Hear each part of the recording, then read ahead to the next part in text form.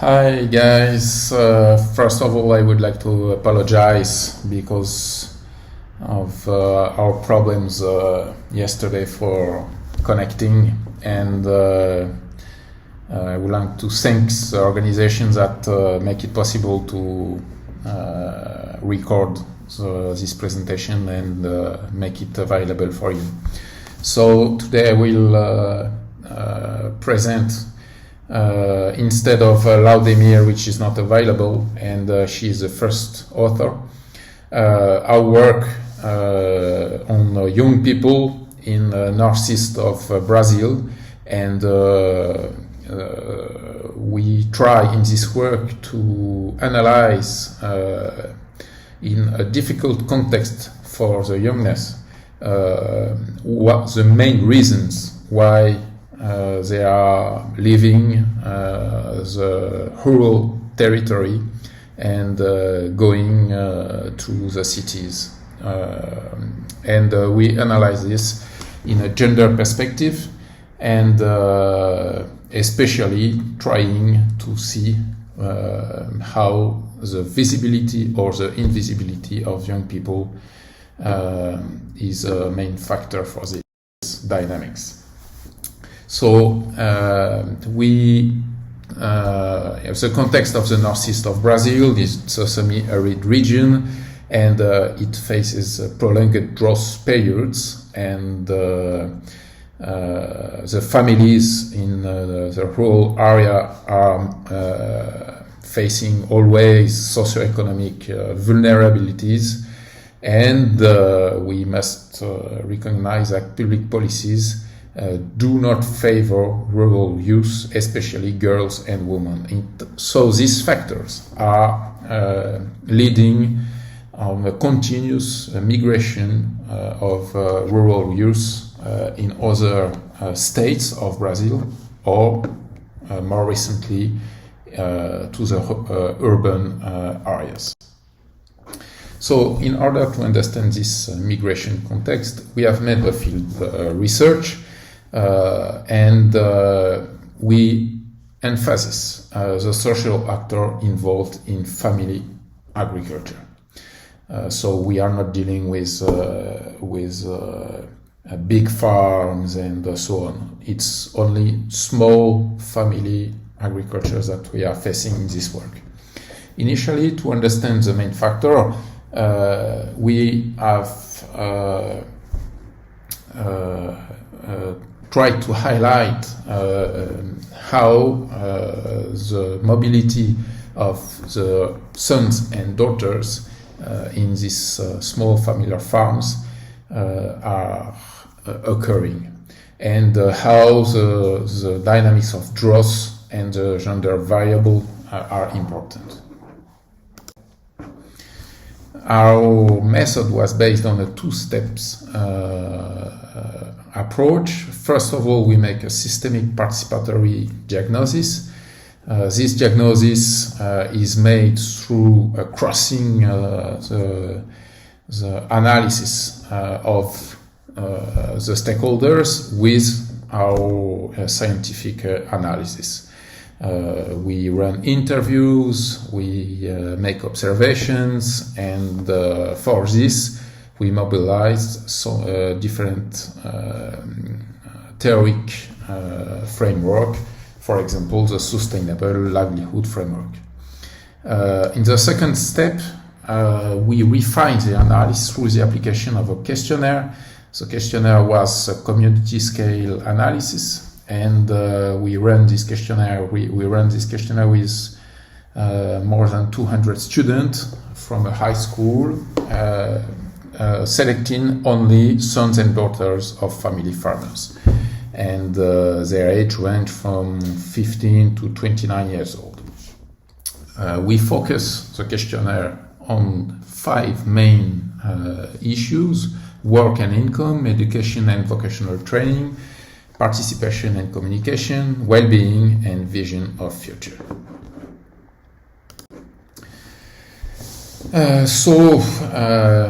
The location of the homes of these young people includes 45 communities small rural villages. And we will see in the next slides where is this area. I will show you right now. So you can see in this map the Brazil here and the state of Ceará, which is here in the state of Ceará, which is in the whole semi-arid region, is all these states here in the northeast. So the Ceará is fully in the northeast region, and our study area is here, the Forquilha Basin.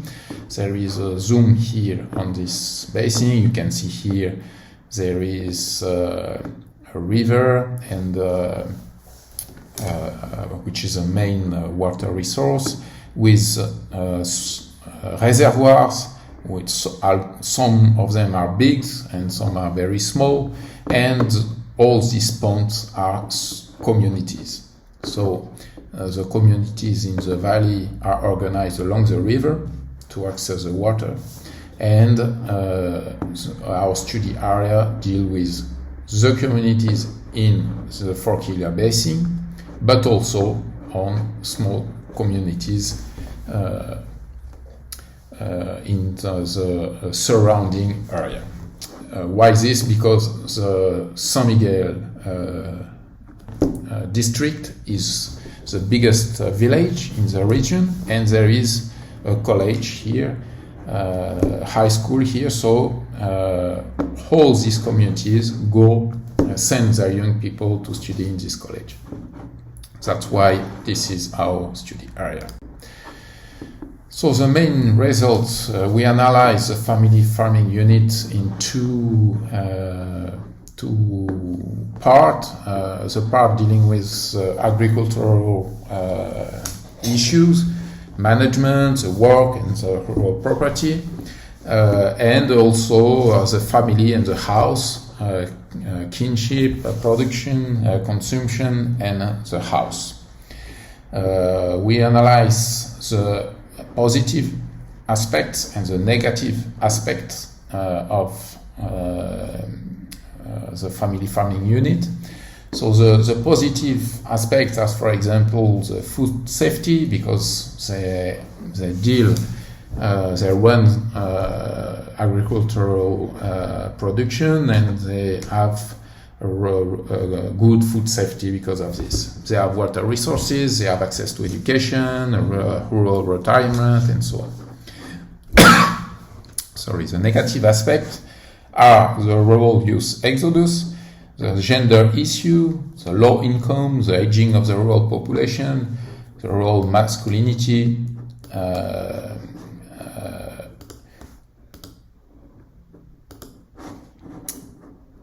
and I cannot see the last one because of my video, sorry. So, in a global analysis, what we saw is there is a low number of rural youth in this region, and in the territory, so the aging population is a big issue. The second thing is in the whole territory of San Miguel, so the whole study area, there are almost 50-50 of daughters and sons of family farmers, but in the Forquilha Valley, which is an area with especially high agricultural productivity, there are 38% compared to 62% of daughters and sons respectively. So this is interesting because this valley have many horticultural crops, and we could we may make the hypothesis that because the income is bigger, there is more options for the youth, and it seems not to be the case. Now, if we look at the main factors driving farmer migrations, and after that we will look at the factors for male migration, we can see that there are some repulsive factors from the rural area and some attractive factors from the city. For example, we can see that the women have no right to land inheritance. We have also cultural norms of oppression, patriarchalism, and machismo. And this is a big problem for the young women nowadays, because they don't accept anymore this kind of cultural oppression. The other step is that there is no space, there is no socioeconomic space for women farmers, and as they have a high education level, higher than the sons, the daughters are more capable to go to the cities and to work in urban area. So going to the city is a way for them to gain their independence, financial independence, but also cultural independence, and also to have access to a more modern life. For the male migration, we have also, and it was unexpected, also cultural norm of oppression, and especially there is a problem of patriarchy. Actually, the fathers don't let their sons to assume responsibilities in the property and to have really the right to run the property, even if the father is not working anymore. So this domination of the fathers is a point that have been highlighted many times by the son, and it does not allow them to think about the future in this property. There is no future for them because they are above the domination of their fathers. Actually, of course, there are many attractive factors for them in the city, but differently of the women, it's not so easy for them to work in a tertiary sector because they have comparatively to the women, they have a lower level of education, and so they are not so competitive for working in the rural, in urban area.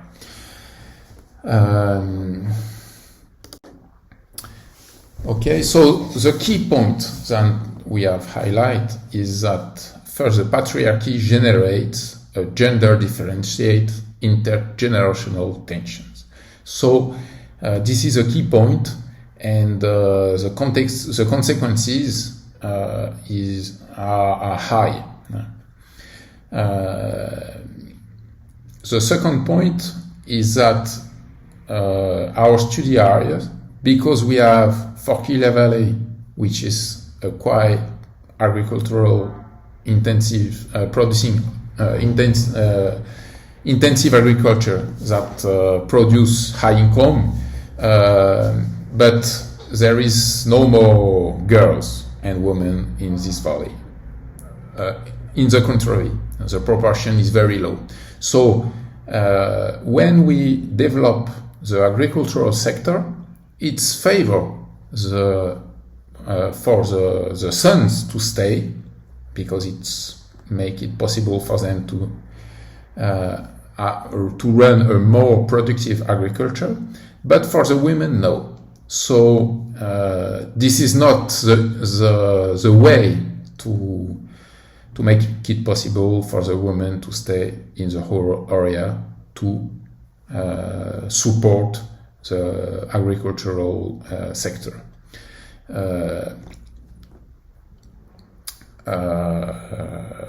Okay, so the second point is that the new generation is very aware of the well-being in urban area, and they don't want anymore to live in bad conditions in the rural area. And this is a big factor for migration and rural exodus. What we have seen also is that the sons and the daughters are migrating in different regions, in different sectors. When the girls go to the city and will stay in the city to make their lives there, many times the sons go away only for a time or only to make money, but they are more linked to the rural area. So this work exposes the unequal gender relations socially constructed and maintained by community norms, local institutions and public policies in models of rural development. And this work makes it necessary to think again of how to drive the public policies to make it attractive for the woman to stay in the rural area. If this migration, which is desired by the daughters of family farmers, takes place, the next generation of farmers will exist in a new format and will redesign their territory with marked inequalities. And this is new because 20 years before, of course, there was a rural exodus, but it was only the male and not a female exodus. And now this dynamics is inverted. To this end, it's necessary to think about the opportunity for women to participate in local decision-making bodies, especially in natural resources, and also in service employment, which is the main desire of the daughters to work in the tertiary sector, the sector of services. And thank you for your attention. Sorry for the trouble and for the difficulty to connect with you.